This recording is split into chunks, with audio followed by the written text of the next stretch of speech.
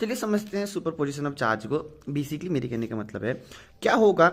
हमने पहले coulomb law के पढ़ा कि यार अगर दो चार्ज है तो हम कह सकते हैं कि यार इनके बीच का फोर्स हो जाएगा के Q1 Q2 divided by R square with यानी कि एक में दो, अगर एक मान लो तो दो में एक की वजह से चार्ज है, ठीक है। अगर मैं कहूँ मेरे पास ये तीन चार्जेस हैं तो इस जैसे मेरे पास Q3 है, ये मेरे पास Q2 है और ये मेरे पास Q1 चार्ज है, तो Q1 पर दोनों की वजह से लगने वाला फोर्स क्या होगा। यहाँ पे कूलाम लॉ कैसे यूज करेंगे।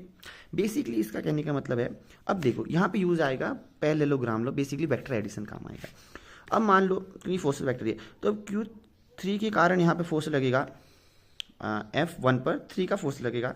सिमिलरली F2 पर भी किसका फोर्स लगेगा, थोड़ा सा टेढ़ा होगा क्योंकि एक हाथ से फोन है, तो F1 पर 2 की वजह से फोर्स लगेगा, ठीक है।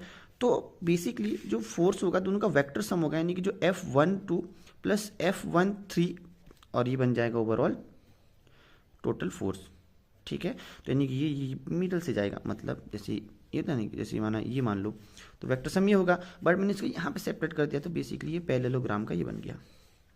इसको ऐसे मान लो, ठीक है, ये बीच का डायगोनल हो गया।